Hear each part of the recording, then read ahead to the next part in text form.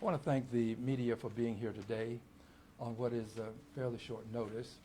I'm especially grateful because this is a message of great importance, not just to us here in Houston, Texas, but to all persons in the United States of America, and quite frankly, indirectly, it can have an impact on people across the globe.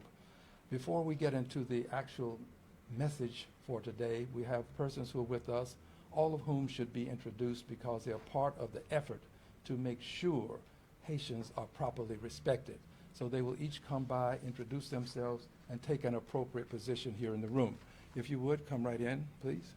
Let's give a little space. Come right in, please. Introduce yourself and move over to the side. Hi, my name is Richard Alexandre. I'm here with Houston Haitians United. I stand in solidarity of the Haitian people. We ask that we respect the Haitian community, and we also want to speak to officials that plan to hold power to respect the position. Thank you.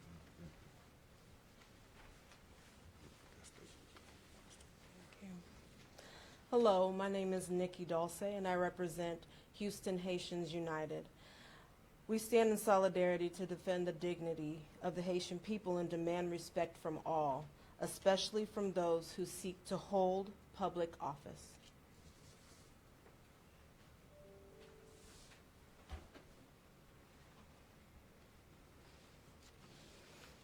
Hello, my name is Michelle Paul. I'm the president of the Trinidad and Tobago Association and an advisor with the Houston Caribbean Professionals.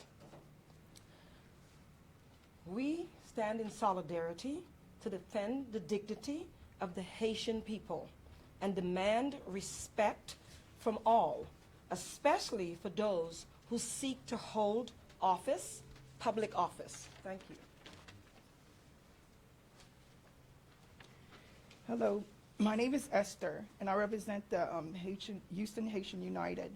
We stand in solidarity to defend the dignity of the Haitian people and demand respect from all, especially from those who seek or hold public office. Thank you.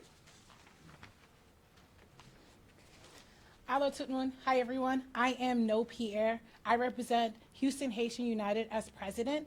We stand in solidarity to defend the dignity of the Haitian people and demand respect from all, especially from those who seek or hold political office. Thank you. Go back over here to this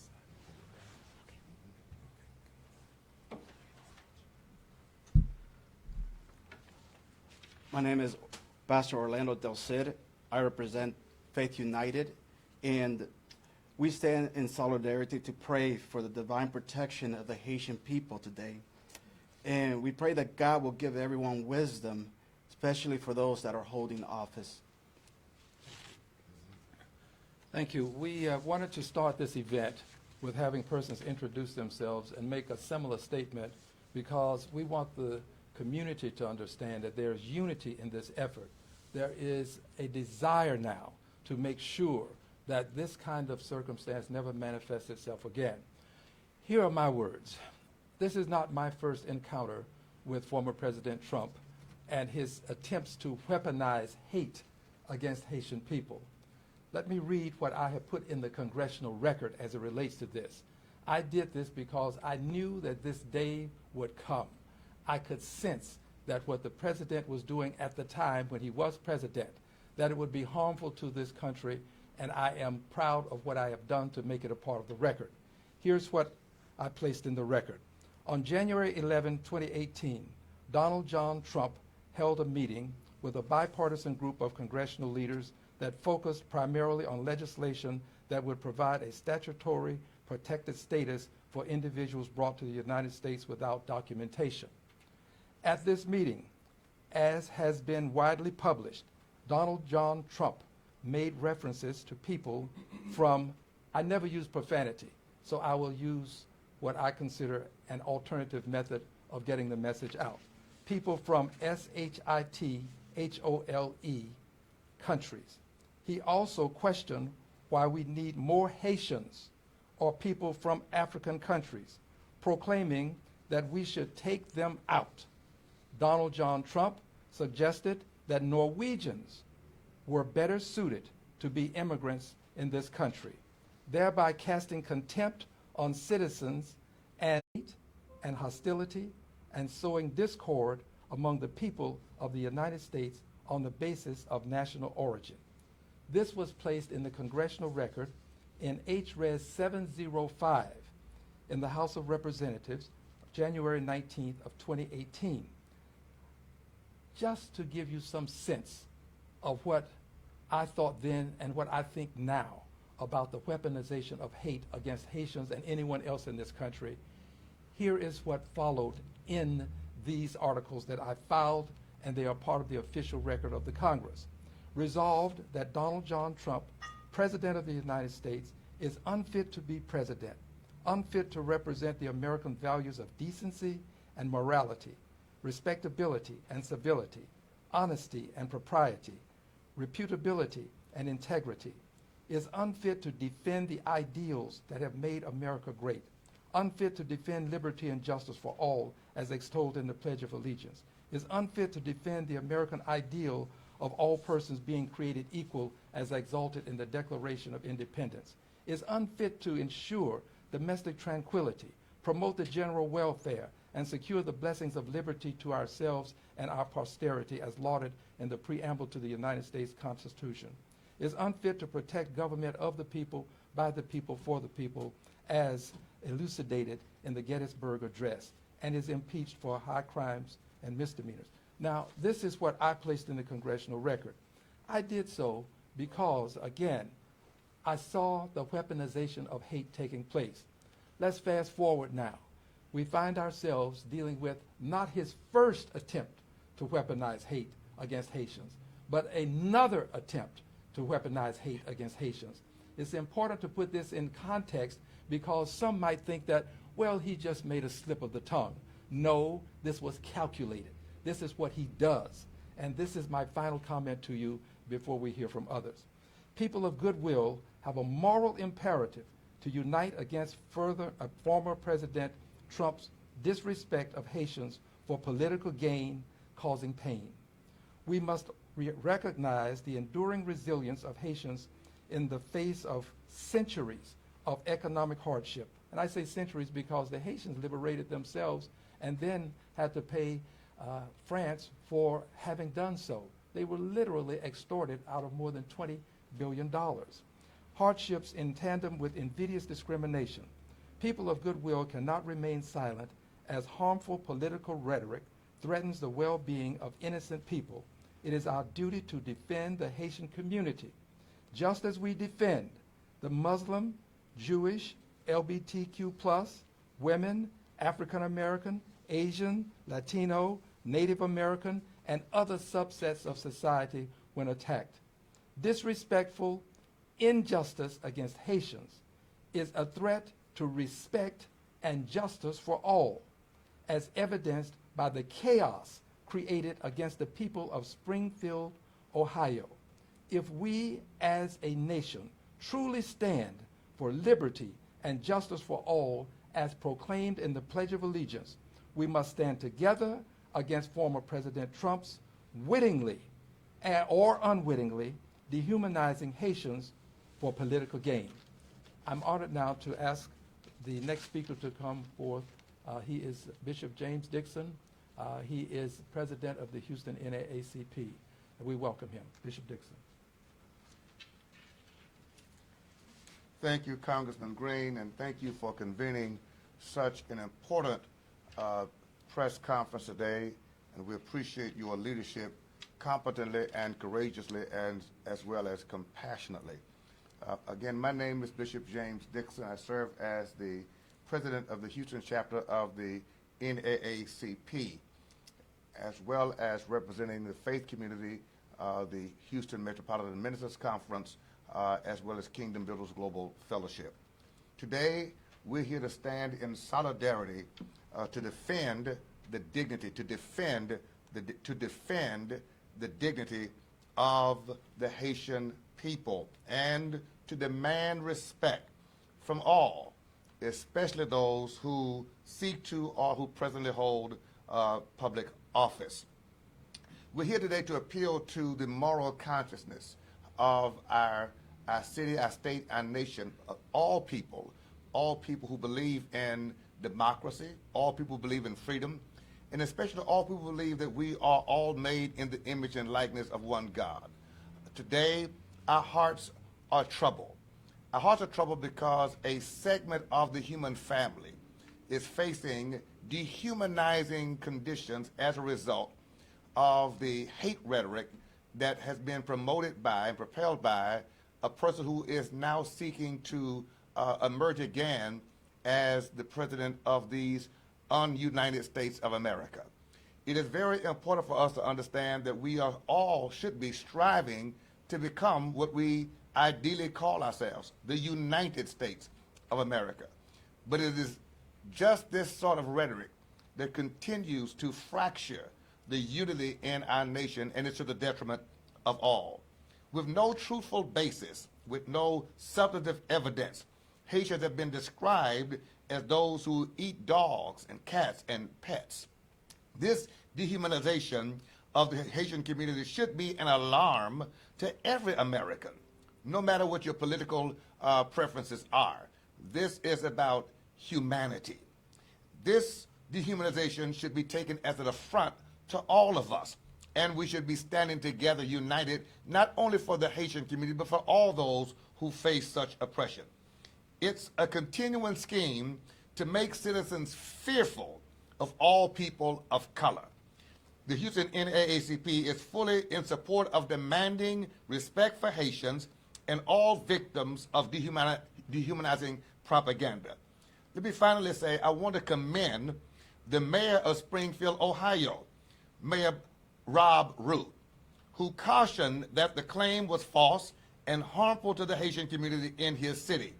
Similarly, we want to commend Ohio's Republican governor, Mike DeWine, who debunked this conspiracy theory about Haitian immigrants and as eating cats and dogs, and asked people to stop spreading such falsehoods. I also want to represent today that the Coalition of Mutual Respect, a branch of the Anti-Defamation League here in Houston, has expressed in an op-ed the same sentiments. We're proud to see that people from all walks of life, from every swath of our diverse community, are coming together to rise above politics, to rise above religion, to rise above race, color, creed, and gender, to say we stand united to humanize, to dignify Haitians, and to demand that our leaders would humanize those that you speak of. And take note, if we allow people to lead our nation, our cities, and our states who don't have respect for all of humanity, in our fierce opinion, they forfeit the right to lead. Thank you, Congressman Green, for this opportunity. The Houston NAACP and the National NAACP stands in support of dignifying and defending Haitians as our fellow brothers and sisters. In the human family, we're all one with one future. Thank you, Congressman. Next, we will have Nabila Mansour, and she will introduce herself further. Thank you so much, Congressman, for putting together this important press conference. Good morning. My name is Nabila Mansour. I'm the president of the Texas Multicultural Advocacy Coalition. I'm also the executive director of RISE AAPI. We work with the Asian American community. And we are here because we believe when one of our communities is attacked, all of our communities are attacked. And today we stand in solidarity with our Haitian brothers and sisters who we believe are unfairly being singled out with lies and racist attacks. This is an affront to the very values and the principles upon which our country was built. TMAC, the organization I'm representing today, is a coalition of Asian, Black, and Latino community members. And we are no strangers to these kinds of assaults on our dignity. We have seen this time and time again. And that is why we must stand up loudly and firmly against these vile attacks, because immigrants are the backbone of what makes this nation great. And in fact, immigrants are less likely to commit crimes than U.S. citizens. The Cato Institute, a libertarian think tank, looked into what was going on in Texas in 2019, and they found that undocumented immigrants were 37% less likely to be convicted of crimes. There is, simply put, no link between immigrants and a rise in violent or property crime. These are distractions that are being used to distract from the fact that those making these false claims have no real solutions to the issues our communities actually face. Things like climate change, attacks on our reproductive rights, the proliferation of guns that result in so many needless shootings in our schools and our communities. Those perpetrating these divisive attacks have no intention of addressing those. And why? Because they know that keeping their base excited and engaged with fear and hatred is easier than solving real problems. But we will not be fooled. We know this: when they attack you, they attack us. And today it is you, tomorrow it will be us. But they do not realize that we are stronger united than divided. And that today we will come together tomorrow, and all the days thereafter, not stand down, and we will not give up. And we will fight these injustices and prejudice and make this a stronger country, state, and city. And together we will fight for our rights, our dignity, and the future we all deserve. We stand in solidarity with our Haitian brothers and sisters. Thank you.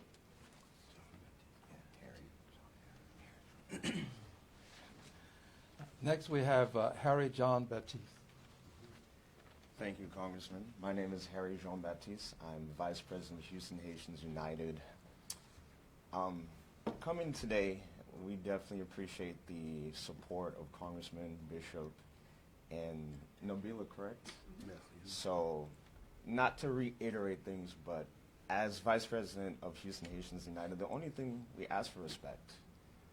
Aside, when we get into these situations, we tend to dehumanize what's going on. We pontificate, but at this moment, I just want to break it down to a simple level. I myself, I'm the son, first generation of Haitian immigrants, and just these past couple weeks have been very disheartening. Being an American citizen, just being disrespected by future leaders and former leaders that want to lead this country in disparaging immigrants, it just leaves us dumbfounded. I just want to leave you with a couple of words that, Haiti in the United States does have a stymied past, and it seems that Haiti has been one of the United States' greatest allies, but it just seemed time and time again we continue to get disrespected. If it was not for Haiti on January 1st, 1804, there would be no Louisiana Purchase, which doubled the size of the United States. And then to see hardworking immigrants to work jobs that other natural-born Americans don't want to work, to be labeled as dog eaters and cat eaters, it just seems absurd. So love to keep these comments short, is that we just demand respect. And we love America. We want to build this fabric of America today, and we just ask for that fair chance. Thank you. Next, we have Dahlia Micah. My name is Dr. Thalia Micah. I am here with HCPA, which is Houston Caribbean Professionals Association, and also HHU, Houston Haitian United as well. So I'm going to read this question first. The question is, when people look at Haitian people, what do they see? She perplexly asked. So thank you, Congressman, for having us here. This question was for my 9-year-old after she heard what's going on. Well, really, that was yesterday after we had a meeting. I went home and asked her again what's going on. So I am from a traumatic womb. I'll explain what that means. My grandmother was born during the occupation of the United States of Haiti. My mom was born during Duvalier father, and I was born during the son. So I am literally from a direct line of traumatic wombs, and so is my children. So I have 2 kids. When all this came out, I had to explain to them why are they so hated, and for me, how it affected me personally, mentally. For a whole week, I actually didn't go to work for a couple of days out of the week. I stayed home because it was so traumatic. It wasn't traumatic just to me, it was traumatic to my children. I had to explain why. So when I talk about a traumatic room. Traumas keep happening. When I moved here, that's when I learned that I was black. So I had to learn that I was black. Like, I knew I was born black, but I am black after moving here. So not only I had to deal with being, a migrant, a legal migrant. I came here legally. I also had to deal with being black. I also had to deal with being a woman. And now I'm dealing with the constant, talk about all the things being Haitian means. I do not stink. I don't eat cat. That's not part of our diet. We don't eat dogs. We eat chicken. We eat pork. We eat, the regular things everybody here eat. So I'll say this as well. So my daughter says, Mommy, when people looked at Haitian people, what do they see? Because I didn't know how to answer her, I asked her the question, how do you see yourself? She says, I see myself as someone beautiful and deserve to be respected. That is from a 9-year-old. Amongst all adults here, I do know we can do better if a 9-year-old can have this stance on how we deserve to be seen as who we are and be respected for it. This doesn't just affect us in, talking about this. You are causing constant traumatic trauma. You're causing trauma constantly to a group of people just because. So I say this. I want to stand in unity to dignify our collective community.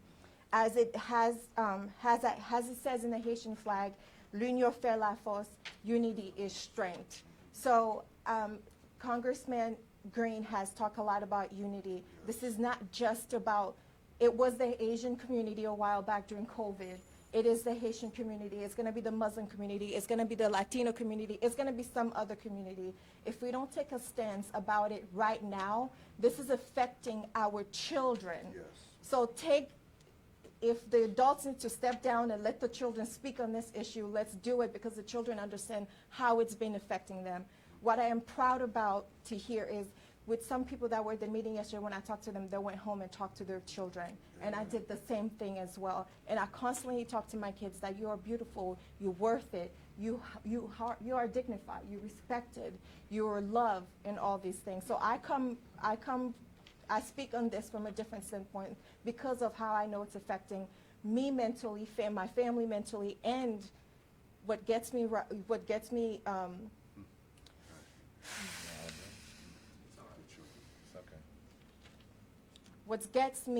is that my children are being affected. Now that's a different conversation we need to have.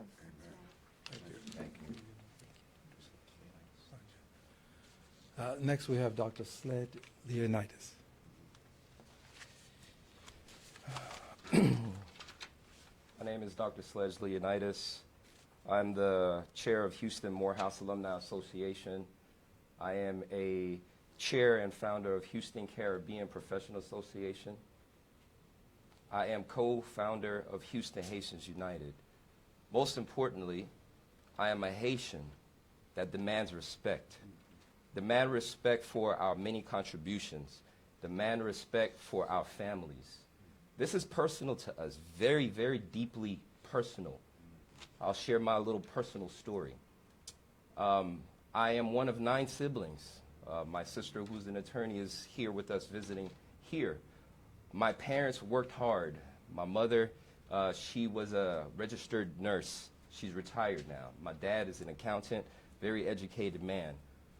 The sacrifices that they made to educate us to now where we have 2 Harvard Ivy Leaguers, we have attorneys, we have assistant principals, we have educators, we have professional athletes, and we have activists and community people that are standing representing the dignity of Haitians across this land.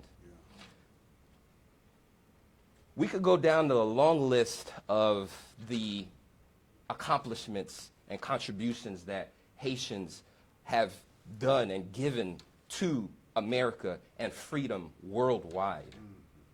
The list is very long, so I'll be brief. America is a melting pot of diversity, but not all of us get to eat out of that same pot of equality.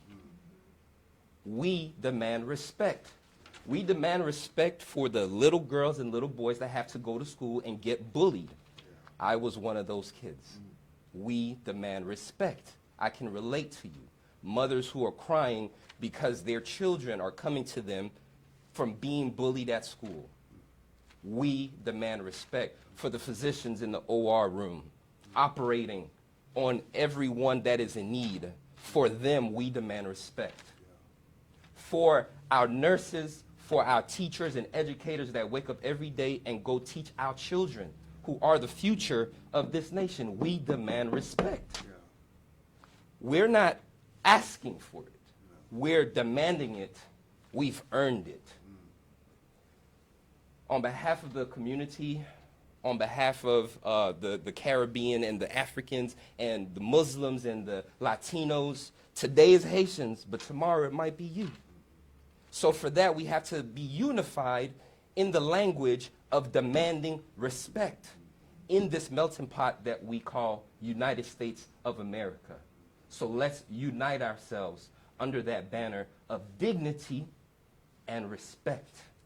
That's what we ask for. We're not asking for much. We're not asking for any handouts. We're not asking you to, give us praise or worship. We're not asking you. You don't even have to be our friends. You don't even have to like us. But what you will do is respect us and everything that we've contributed to this great nation. From places like Springfield, Ohio, and the Haitians have revitalized that whole city. These are the facts that you can go and look. It's documented. So when you hear hateful rhetoric like this from the opposition, or, well, let me not call them opposition because I don't know where people stand politically. That's not what we're here for today. That's right. Okay? We're here for the respect of those who have traveled long roads and long journeys, some many miles to reach here. Some have died to reach here, and only to be downtrodden on, to be disrespected, to be slandered. We demand respect. So Congressman Al Green, thank you. Bishop as well, thank you for allowing us the platform and the space to voice this on behalf of Haitians everywhere, not just here in Houston, Haitians worldwide, Haitians back home in Haiti, Haitian children that hasn't even been born yet from their mother's wombs. We demand their respect. Thank you. Thank you. This concludes our speakers. We will entertain questions. And as we entertain these questions, know that we find this offensive, the statements. They're inexcusable, they're unacceptable, and we demand respect and dignity for Haitians wherever they may be. This is our message, but it's not a message that we want to be received and then discarded. We believe that people of goodwill should assume a similar position. Wherever you are, as a person of goodwill, take up the cause to demand dignity and respect for all, and of course this will include the Haitian population wherever they may be. Dignity and respect for Haitians. They are the canary in the coal mine today. Only God knows who will be there tomorrow. But there's one thing that we can be assured of. There will be a tomorrow, and there will be people who will be similarly situated. And let's pray that you'll have persons to come to your rescue, just as we are trying to do what we can for the Haitians today. We welcome your questions. Yes. Hi, Congressman. I'm Maria with KHOU, and I do have a question. Obviously, people that watched the debate heard former President Trump's comments, but now in the age of social media, that was even spread further, and now it's even become a meme and a joke along social media. Can you talk to us about what kind of impact that has on the Haitian community? Well, you've heard the impact from Haitians themselves. This is creating a problem for children in school. Children are being bullied. It's a problem for people on their jobs. Right. It's a problem because, unfortunately, and maybe I shouldn't say that, but because people don't know what a Haitian looks like. So it doesn't necessarily mean that the person that will be confronted and accosted will be a Haitian. It could be a person that someone assumes is a Haitian. So we all have a reason to stand with the Haitian community. It also impacts people in terms of their psyche. There are people who need counseling, genuinely in need of counseling, because they can't tolerate the notion that their children have to suffer these injustices, and people to think that they somehow are eating animals that are, generally speaking, presumed by all not to be consumable. This is a situation that necessitates all of our attention, which is why we all came here today. But I'm going to let someone else answer. But I'm going to, before I call on you, Bishop, I want the lady who spoke that talked about her children, because she gave you a clear and concise rationale for why this is hurting people. And would you come back, please? Yes. To answer your question, Saturday I went to my counselor. That was the main thing we talked about. So I walked in, I sat on her couch, and I started talking to her. And I said, I can't believe, well, not in those words that I said here, that this is what we're going through again. So the way it affected me, because I lived a coup d'etats, couple coup d'etats in Haiti, and this trauma of coming here, living in trauma, this kind of brought up a whole lot of things for me that I didn't even know were there still, right? So I sat on her couch for about 30 minutes crying as a grown 40-year-old woman. That's when it clicked for me how much it is not only affecting me, how much I needed to still talk to my children about it. Because that same week my daughter came home and she told me she was called ugly. She's a beautiful young woman who looks just like her mother, everybody who knows her. She has locks and went to school. And what I am proud of, I did my work of allowing her to understand she's a beautiful young woman. She's allowing her to understand who she was. That's how I've been able to kind of like made it easier for me to process this. But it is affecting my son, who's a young black man here in the United States, asking me all these whys. Why?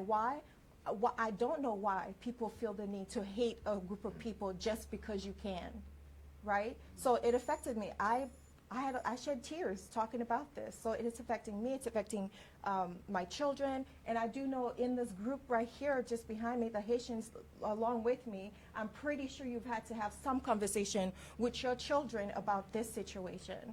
So, yeah, it's affecting us, and it's going to continue to happen if we don't nip it in the bud right now. Okay, thank you. Another question, please? Yeah, my last question, Congressman, is what would you like to hear from the community, especially those who are non-Haitian, how they can stand with the Haitian community? I'd like to hear from the clergy, things that have to be done as well.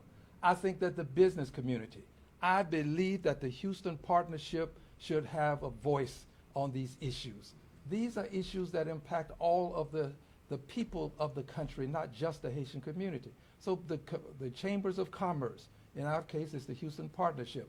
I believe that other elected officials should stand up and speak out, because what we are seeing is the acceptance of the weaponization of hate, and we can't allow that to happen. And I want to get another comment on that from Nabila, because she has experiences that are different, but they're the same in the sense that people are suffering and they need help. You know, we lived through the Muslim ban, and I remember going to the airport and seeing the response. And I never felt so seen, valued, and heard. And it meant a lot.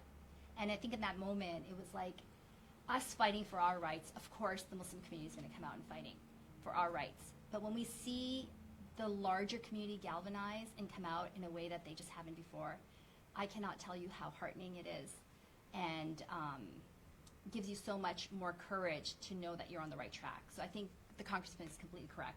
We need to make sure that all of us are activated and working against this issue, because it really is just a matter of time before it's another vulnerable community that's going to be under attack. And Bishop, would you please comment on it? Congressman, I'll be very concise to that question from our friends in the media. By now, there should be a nonpartisan, multicultural, multiracial, multi-ethnic stand against this hate rhetoric. It seems too slow for our faith leaders, as the Congressman indicated.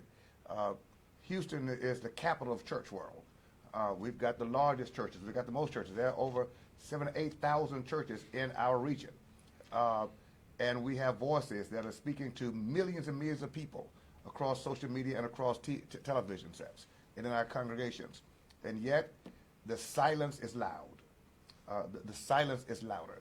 And when we don't speak to these issues, it means either that we are complicit That's right. That we are endorsing the rhetoric, or we are, for whatever reason, uncomfortable with going public with our statements. In my faith, which is a Christian faith, the scripture says, Jesus teaches, love your neighbor as yourself. And these are our neighbors. Love is an action word. It is a verb. It's something you do. And if we love our neighbors as ourselves, that means if this was said about me and my community, how would I be responding? And if I'm not responding to the Haitian community in a way of love, then I'm not responding in the way of God. I think that we need to really press leaders religiously, politically, socially, civically, to come together, to stand united with Haitians, because when we stand united with Haitians, we're standing united for all of us. We are really one family with one future, and we've got to stand with that kind of bravery and courage to say we denounce that which divides us, we only elevate that which unites us. And I'll say this, should not be what anyone thinks is going to make America great. Thank you. And in closing, is there another question? In closing, permit me to say this. This is not to encourage people to vote one way or another. No. This is about hate emanating from persons who just happen to be running for office. So we mention them in that context. But vote for whomever you choose. But let's do this. Let's do all that we can to prevent the weaponization of hate, because it hurts. Hate hurts. And what has been done to the Haitian community is very painful. It may not be your pain today or my pain today, but we can be assured that if we are not careful and we don't take up this challenge, it will be our pain tomorrow. That's a matter of fact, because we've seen how things have developed. So I'm grateful for all of you for being here. I'm grateful to the press for being here. And I thank you and pray that you will take this message to the masses. And I say this because I've been to press conferences where we've had people, many of whom were there from different walks of life, people who had great speeches, never a word heard. Never a word. So I'm begging you, let the masses know that there are people of goodwill standing with the Haitian community. I beg that you would do this, and I thank you. Thank you.